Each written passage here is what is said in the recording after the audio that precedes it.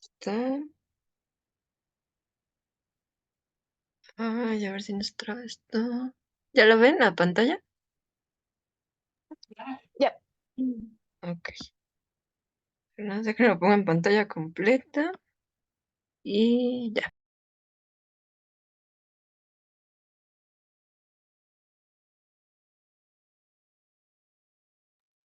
Muy bien, gracias. Vamos a presentar un caso clínico. Este es un paciente masculino de 58 años, tiene antecedente de diagnóstico de diabetes tipo 2 hace 12 años en tratamiento. Inicialmente con metformina 850, una tableta 2 veces al día con hemoglobina glucosilada media de 7.9. En la actualidad en tratamiento con insulina glargina de 30 unidades por la noche y metformina una al día con hemoglobina glucosilada de 8.5. Hábito tabáquico intenso desde los 20 años, refiere mala calidad en su alimentación, no dislipidemia, no hipertensión, microalbuminuria positiva. Se presenta en unidad médico familiar por presentar lesión plantar izquierda de una semana de evolución, un dolor lacinante en ambos pies que se exacerba por la noche, sobre todo con el roce de las sábanas, de un mes de evolución. Nota sensación de calor en los pies. Exploración física, paciente con fiebre de 39, mal hidratado, cuello, pulsos normales, cardiopulmonar sin compromiso, abdomen blando depresible, no doloroso y órgano bilateral negativo. Se palpan latidos pedios bilaterales presentes. En miembro pélvico izquierdo se observa primer dedo eritematoso, edematizado e hiperémico con solución de continuidad en el espacio interdigital, drenando material purulento, y a nivel plantar del primer metatarsiano se observa una úlcera profunda de 2 centímetros con abundante material purulento no fétido, sin crepitación. Solo se percibe dudosamente el monofilamento en un punto de ambos pies, reflejos aquíleos presentes. La pregunta, ¿cuál es la principal medida no farmacológica que se recomendaría para evitar daño microvascular? A, evitar consumo de grasas. B, hacer ejercicio aeróbico diario 20 minutos. C, dejar el hábito tabáquico. D, dieta mediterránea.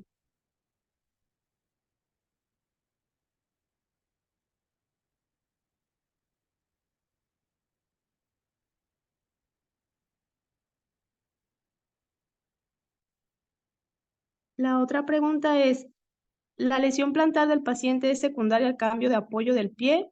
Y esta es consecuencia de A, una neuropatía sensitiva, B, una neuropatía motora, C, insuficiencia arterial, D, por infección.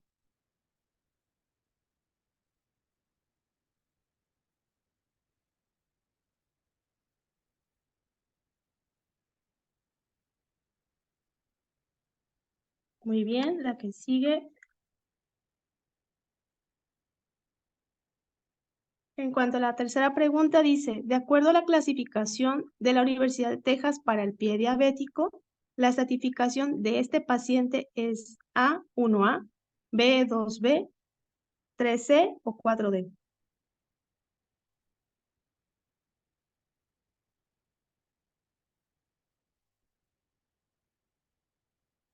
Recordemos que tenía una úlcera profunda, que no tenía mal olor, no extendida en la planta del pie. Y de acuerdo a la clasificación de Wagner para el pie diabético, el grado de lesión de este paciente es A, grado 0, grado 1, grado 2 o grado 3.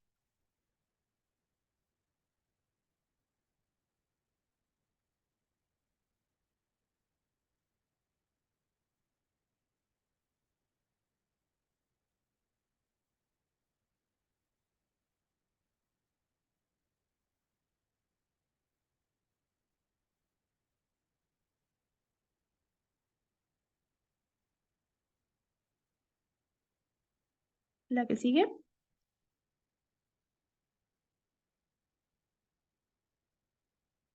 La pregunta 5. ¿Cuáles son las pruebas utilizadas en el tamizaje del pie diabético eficaces para predecir desarrollo de úlceras? A, palpación de pulsos y uso de 10 gramos de monofilamento, pruebas de presión pico en la superficie plantar. B, valorar puntuación de discapacidad neuropática y reflejos del tobillo. C, buscar presencia de anormalidades estructurales importantes de todas las anteriores.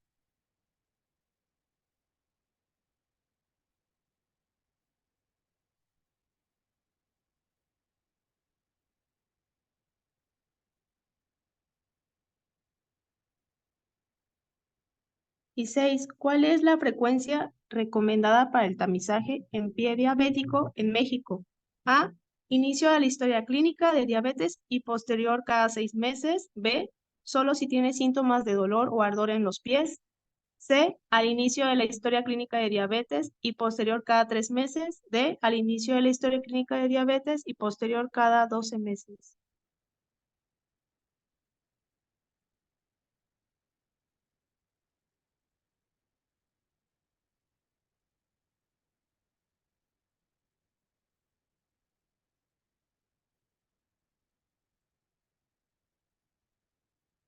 En esta guía, pues, se combina tanto el pie diabético, digamos que es una actualización de 2017. Ahorita vamos a ver de qué trata. ¿La respuesta?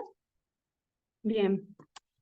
La primera comenta cuál es la medida principal, porque hay varias, pero la principal norma farmacológica para evitar daño microvascular, de acuerdo a la guía, sería dejar el hábito tabáquico en este paciente, que tenía un hábito de 20 años intenso. Y la segunda pregunta, de acuerdo a la presión del apoyo, como consecuencia, nos refiere a una neuropatía motora. Ahorita vamos a ver por qué. Y de acuerdo a la clasificación de Texas, este paciente tenía una úlcera profunda, pero estaba infectada y no tenía isquemia, por lo tanto se engloba en el 2B. De acuerdo a Wagner, tiene un grado 2 porque es una úlcera profunda, pero no llegaba a hueso y no era fétida. Entonces era 2. Y la 3, bueno, aquí hablamos de pie diabético, pero en la que sigue, en la otra pregunta,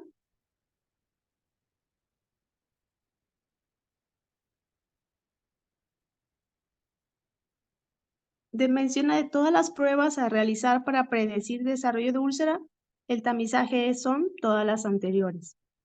Y la frecuencia en México menciona la guía al inicio de la historia clínica desde que llega el paciente y posterior al menos cada 3 meses. Ahí vamos a individualizar. Hay pacientes que van a tener mayor o menor riesgo, pero eso lo vamos a ver más adelante. Ahora sí, bueno, me tocó de acuerdo a la actualización 2017, que engloba pie diabético y también diagnóstico y tratamiento de la neuropatía diabética. Digamos que esta guía engloba los dos temas, pero más enfocado a diagnóstico y tratamiento. Y de acuerdo a esta, pues define la neuropatía como una enfermedad heterogénea con diferentes manifestaciones clínicas que afectan principalmente diversas regiones del sistema nervioso periférico y autónomo. Y bueno, aquí engloba, de acuerdo a una clasificación de Thomas y Tomlinson, pueden ser simétricas, focal, múltiple o mixtas. Dentro de cada una, engloba a las extremidades principalmente y extremidades inferiores. Y bueno, como tal, esta llega a ser parte de una complicación microvascular, como ya habíamos comentado en las otras consecuencias, sería la nefropatía y todo lo que engloba el riesgo de incapacidad, pero esta, de acuerdo a la guía, dice que incrementa la incapacidad en la población mexicana y se divide en diabética sensiomotora y neuropatía diabética autonómica. En este caso vamos a hablar principalmente de la neuropatía diabética sensiomotora.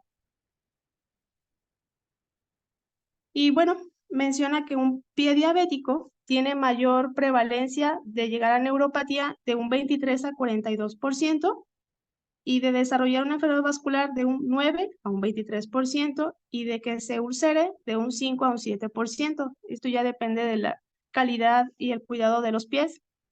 Pero para llegar a una neuropatía dolorosa, se presenta más en la neuropatía diabética sensomotora en un tercio de los pacientes y mayor en diabetes tipo 2, esa que es la prevalencia alta.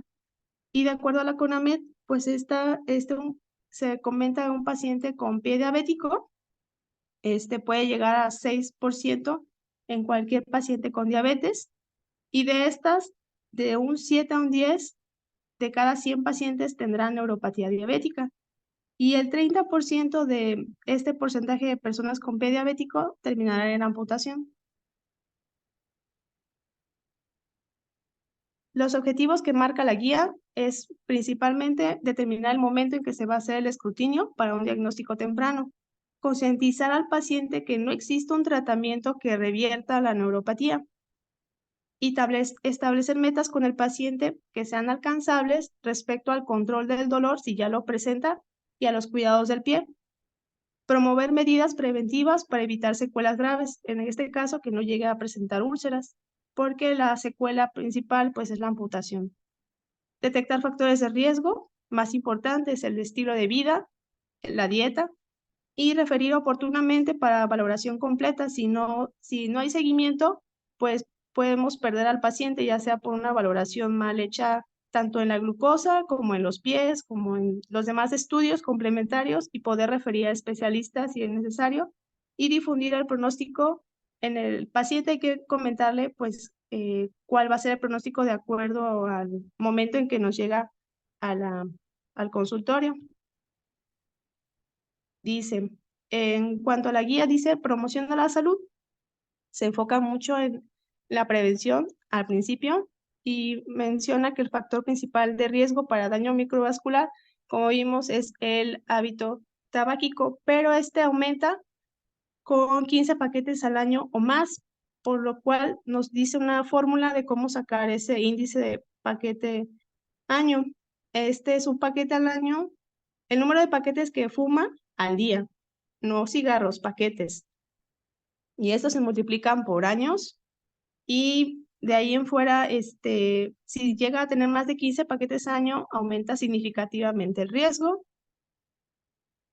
Y bueno, también menciona de manera indirecta que el paciente debe reducir su peso de manera controlada, pero esto es más para el control metabólico y de manera indirecta retrasa complicaciones microvasculares. ¿La que sigue? Bueno, también menciona que los factores principalmente asociados es el control glucémico precario, o sea que no, como en este paciente que vimos en el caso clínico, al principio tenía más de 7% de hemoglobina glucosilada y al final tenía casi 8%, o sea, aún cambiando el tratamiento farmacológico, no modificó sus estilos de vida, no dejó de fumar y pues aumentó el daño microvascular.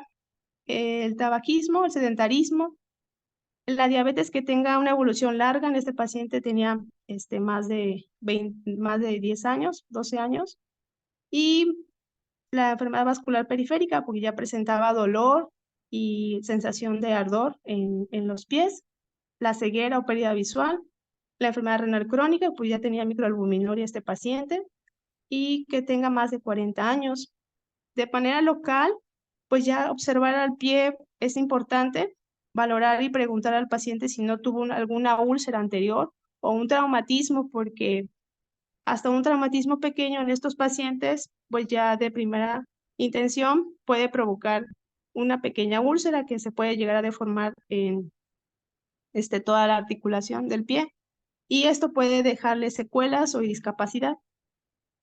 Y también preguntarle, es muy importante el aseo del pie, cómo se lava, cómo se seca y qué tipo de calzado está usando. ¿La que sigue? Y bueno, el tamizaje inicial, la historia clínica. Y desde ahí, cada 3 meses valorar, como decía en la guía, en los pies y bueno, toda la sensibilidad de las extremidades inferiores. Búsqueda de factores de riesgo, como ya mencionamos, la evaluación de síntomas positivos y negativos. El paciente nos va a referir si tiene sensación quemazón o presión a nivel distal, si tiene dolor, si tiene calambres súbitos. Disestesias son todo lo que es anormal, una sensación de ardor o comezón, pero principalmente ardor, o dolor sin que haya un estímulo. Y el dolor evocado, ahí sí hay estímulo. Por ejemplo, si al momento de la presión del zapato, la sensación es demasiado exagerada, esa es la alodinia o la hiperalgesia. Y la disestesia, no hay estímulo. Manifestaciones negativas, pues que no sienta nada, que a pesar de que tenga una úlcera, digamos, no tenga dolor, o que tenga cambios en la coloración del pie y aún así no le moleste ni el zapato ni nada, o que al contrario, que a pesar de que tiene, pues al momento del tacto muy caliente el pie o algo así, pues no sienta nada. La inspección es importante y en este caso la evaluación neurológica se enfoca en el reflejo aquileo, la percepción de la vibración con el monofilamento, el diapasón, y la evaluación de la sensibilidad con el monofilamento. Y esta, en diabetes tipo 2, se debe realizar al momento del diagnóstico y en el diabetes tipo 1, al menos antes de que se cumplan 5 años de seguimiento. Menciona que la búsqueda en la que sigue, hay una escala que, como criterio diagnóstico, para saber si tiene síntomas menores, moderados o severos.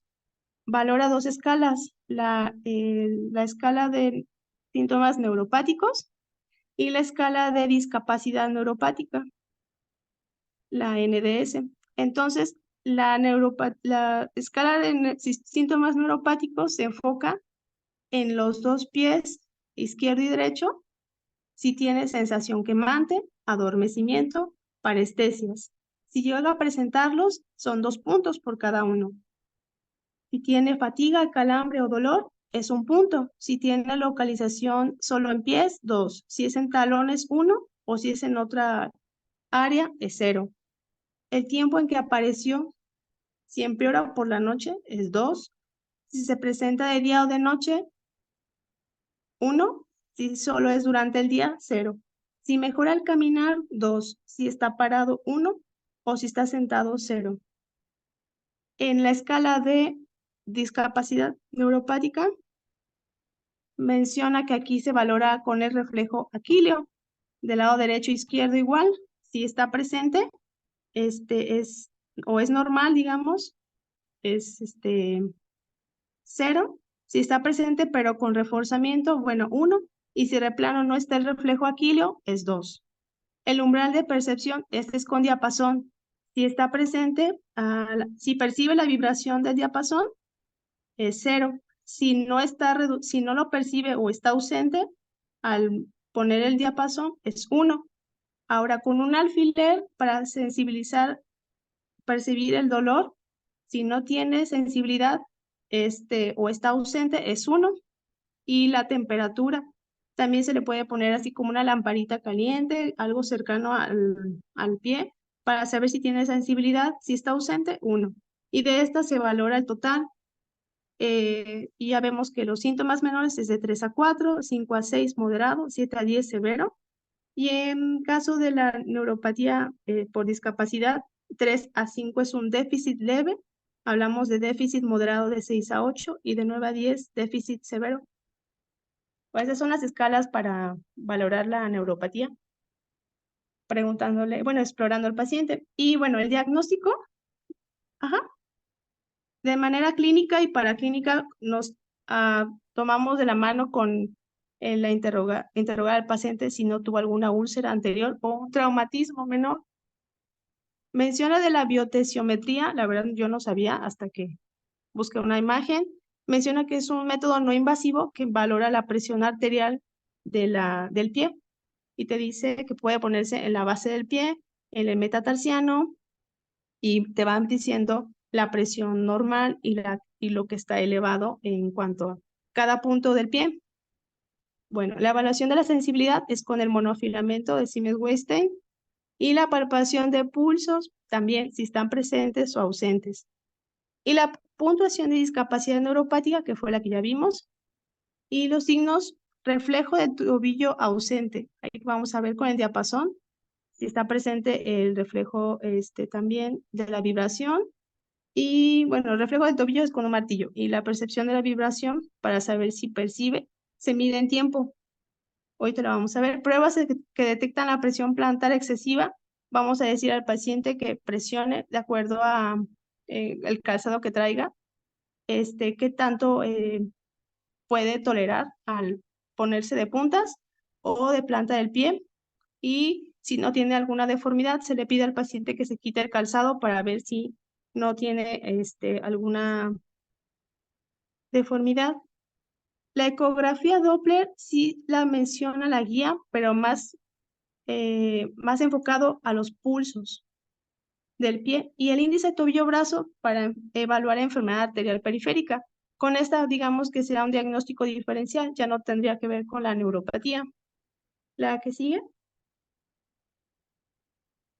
Bueno, para la evaluación de la sensibilidad, con esta nos vamos a tomar en cuenta si tiene riesgo de úlcera. Menciona que la especificidad es mayor, hasta un 86%, la sensibilidad hasta un 91%, pero nos menciona que el valor predictivo es negativo, es mayor, hasta un 94-95%. Esta no se toma solo en un punto porque pues no tendría como gran respuesta. Tendremos que hacerlo en los 10 dermatomas del pie para saber realmente si hay realmente una sensibilidad o hipoestesia o hipoalgesia. Esta se toma perpendicular a la piel del pie. Como vemos, el monofilamento es un mango de plástico que soporta un hilo de nylon y esta se va a permitir flexionar hasta tocar un punto de los dermatomas durante un segundo. Al pasar el segundo y que se dobla el filamento, se, se libera la presión y se quita.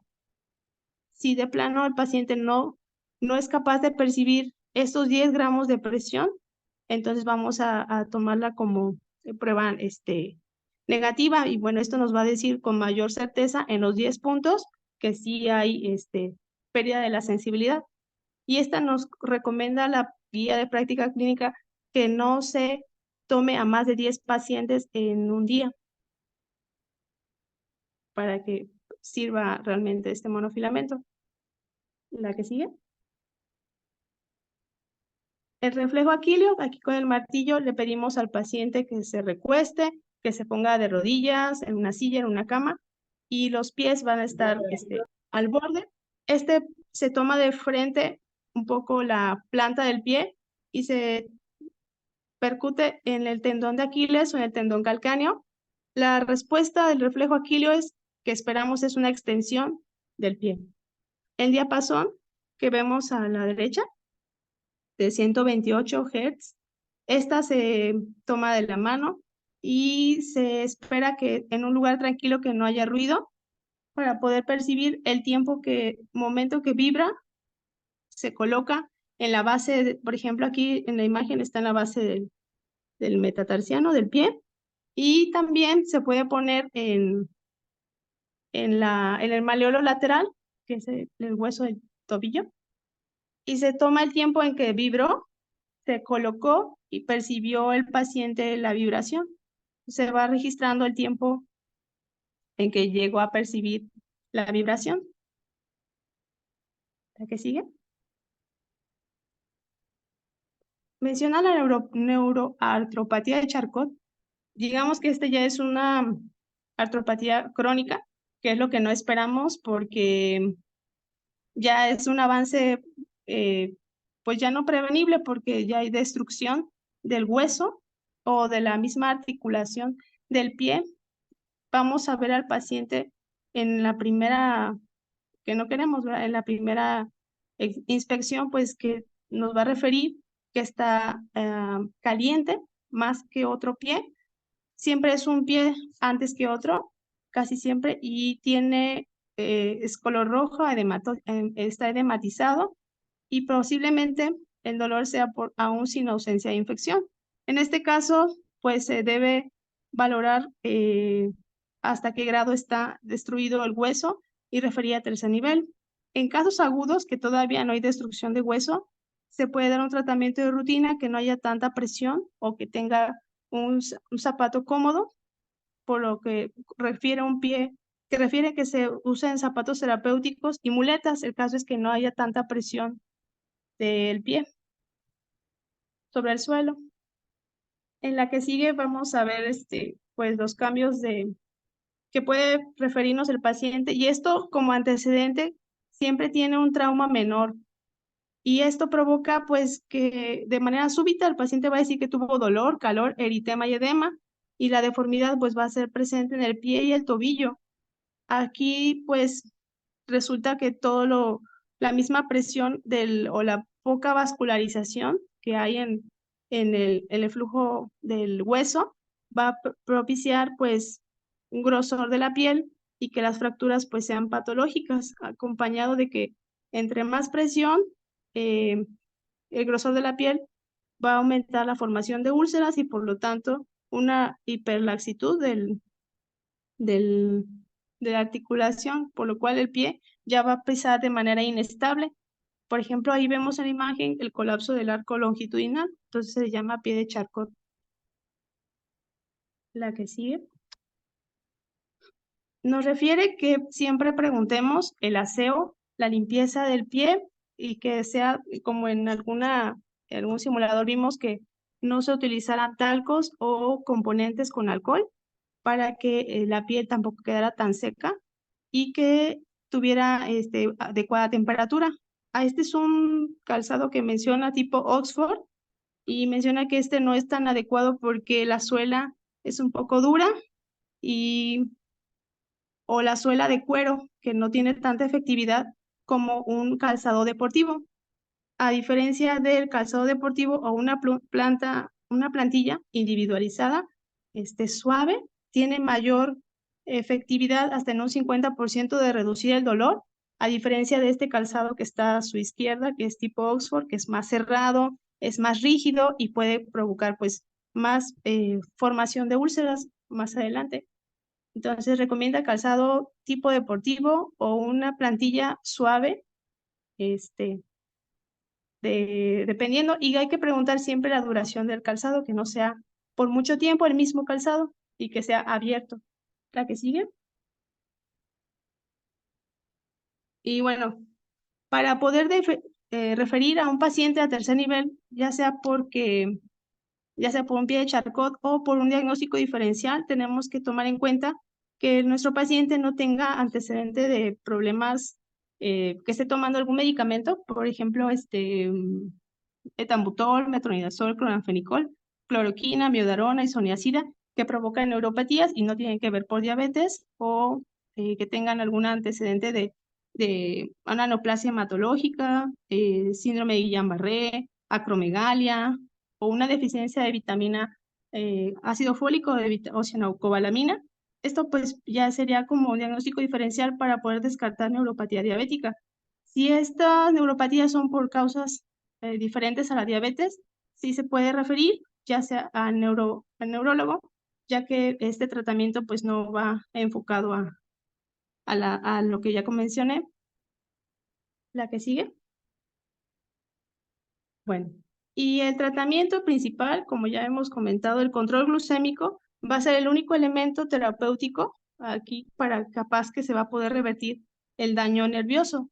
O sea, si el paciente maneja una hemoglobina glucosilada alta, siempre pues el daño neurológico va a ser mayor. Y bueno, si a pesar de las medidas que se le comenta al paciente de un adecuado higiene y uso de calzado cómodo, además de dejar el hábito tabáquico si es que fuma o bajar el peso, y aún así no mejora, se opciones farmacológicas como de primera instancia menciona la pregabalina como primera opción. ¿Por qué? Porque tiene menos efectos secundarios. La pregabalina es un anticonvulsivo que es de primera elección en este caso, porque tiene un 50% de efectividad y menos que se puede usar por mucho tiempo y disminuye eficazmente la intensidad del dolor. Ahora, de segunda opción, los antidepresivos tricíclicos, la mitriptilina, imipramina, desimipramina, estas como segunda opción. Y como tercera opción, la duloxetina o la venlafaxina, que son inhibidores selectivos de la recaptura de serotonina y noradrenalina. Pero la duloxetina, hay que aprendernos ahorita en una tablita las dosis, porque la duloxetina con una sola dosis al día tiene mayor efecto que la venlafaxina, que tiene que aumentar la dosis para aumentar la analgesia. En la que sigue, nos muestra al final de la guía un cuadro de los medicamentos básicos. Y bueno, aquí vemos la amitriptilina, que es un antidepresivo tricíclico, pero esta sería como segunda opción. Y menciona de manera inicial 25 miligramos, que es una tableta al día, y paulatinamente se va aumentando. ¿Sí me escuchan? ¿Sí, no? Sí, se Sí se sigue escucha. escuchando. Sí, todo bien. Sí. Menciona que en México el único, digamos que el medicamento que nos va a apoyar para apoyarnos al dolor, combinada con duloxetina o amitriptilina o pregabalina, sería el tramadol. El único opioide que se puede ocupar aquí en México es el tramadol, y esta se puede combinar ya sea con pregabalina, duloxetina o amitriptilina. La diferencia, la que sigue, es que la pregabalina con una sola dosis de 75 miligramos 2 veces al día, ya de manera inicial disminuye el efecto en un 50% de dolor y la intensidad, y se puede usar a largo plazo. La única consecuencia que sí maneja y repite muchas veces de la pregabalina es la somnolencia, el mareo y el edema periférico, pero de ahí en fuera pues todo tiene mayor ventaja a diferencia de la amitriptilina y la duloxetina. Y la carbamazepina tiene mayor riesgo de, como habíamos dicho, de anemia plástica, y pues las dosis son muy grandes porque tienen que empezar con 600 a 800 miligramos, o sea, 3 a 4 tabletas al día para que alcance el efecto de la pregabalina, por ejemplo, ¿no? Y causa mayor somnolencia.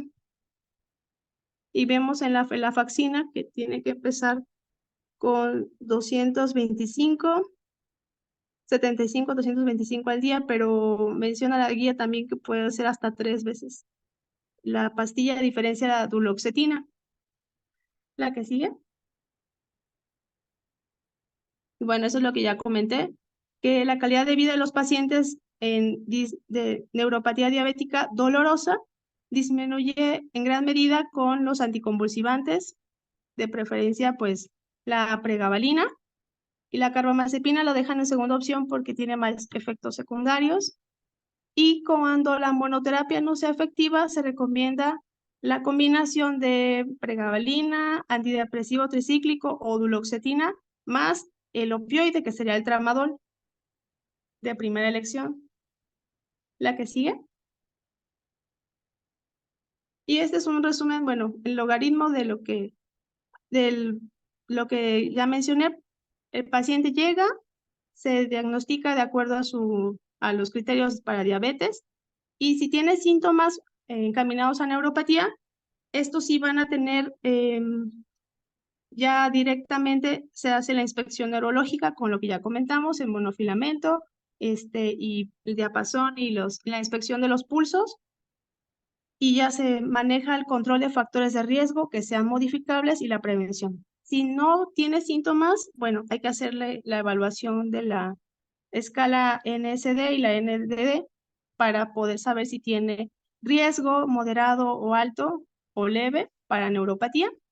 Y esto pues nos va a llegar, si es compatible, pues se va a dar igual control de factores de riesgo. Si no tiene riesgo, pero se piden algunos otros estudios enfocados a la sensibilidad, se puede valorar, si no es por neuropatía diabética, que sea por lo que comentaba, que toma medicamentos o padece de acromegalia o tiene un síndrome paraneoplástico o síndrome de Guillain-Barré o alguna vasculitis o por alcoholismo, miastenia gravis. Entonces se refiere a neurología. La que sigue. Y bueno, ya subimos que el tamizaje, ¿cómo se hace? Se aplica el score NSS o el NDS de discapacidad. Si lo cumple, se valora la exploración física. Si lo cumple, se modifica de manera terapéutica con medidas generales, se revisa calzado y se educa respecto al cuidado del calzado. Y la terapéutica, si funciona, pues solo es vigilancia. En consulta externa ya comentamos, si puede ser cada 3 meses, cada 6 meses, y si es diabético tipo 1, antes de los 5 años de que se diagnosticó la diabetes. Si no presenta factores para que, pues digamos que no tiene todavía problemas de... Si sí presenta factores para la neuropatía, también se realiza un control de hemoglobina glucosilada, la hipertensión, lípidos, estilo de vida y la reducción del peso. Y si aún así presenta alteraciones en la exploración física, se da ya un tratamiento específico. Si no hay respuesta, tratamiento farmacológico. Y si hay respuesta, solo vigilancia en consulta externa. La que sigue. Bueno, el tratamiento, como mencionamos, puede ser leve, moderado, crónico, intermitente. El leve nos va a dar como monoterapia de inicio pregabalina, antidepresivo tricíclico o duloxetina.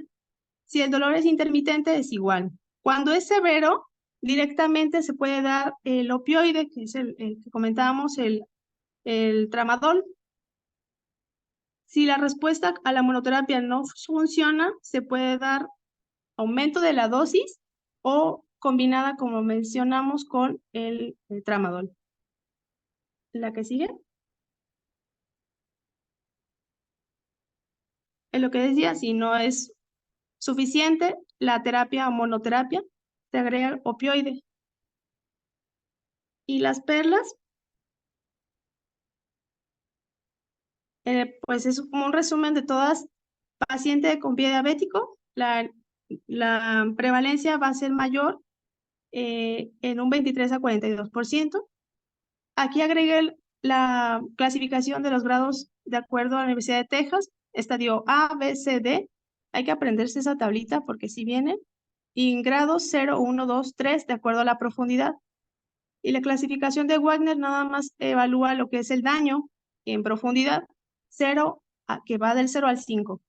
Para enfermedad microvascular, pues vimos el antecedente de hábito tabáquico o que esté fumando actualmente y que sea mayor a 15 paquetes al año. El tamizaje se debe realizar al momento del diagnóstico de diabetes y antes de los 5 años en seguimiento para diabetes tipo 1. El monofilamento se llama Semmes-Weinstein y es para detectar el riesgo de úlceras con una sensibilidad hasta del 91%. Los signos, el reflejo del tobillo esté ausente, la percepción de la vibración con diapasón es de 128 Hz. Y bueno, el tratamiento, si no se controla con los cambios de factores de estilos de vida, se utiliza ya antidepresivos, inhibidores de la recaptura de serotonina o antidepresivos tricíclicos o ¿cómo se llama? El opioide, el tramadol. La que sigue. Y como aporte cultural, poquito relacionado con esto, busqué que la prótesis más antigua de la historia data de hace casi 3000 años. Esta se fue hecha para bueno, es un dedo del pie de madera que se podía ajustar a la medida. Pensaron que no, que era solamente rígida, pero no. Se descubrió en la orilla del oeste del Nilo, cerca de Luxor, Egipto, y es un dedo de pie artificial que data del primer milenio antes de Cristo. Esta es una robusta correa que estaba en un entierro femenino de la necrópolis de Sheikh no sé qué, en la orilla del oeste del Nilo. Los investigadores comprobaron que el dedo del pie de madera fue reajustado varias veces al pie de la hija de un sumo sacerdote. Esta persona fue, bueno, el artesano que formó esta prótesis, la hizo con el fin de que esta persona pudiera caminar, ya que había perdido un dedo como consecuencia de una diabetes que le causó una gangrena isquémica. Y pues ya, esa es mi aporte cultural. Gracias.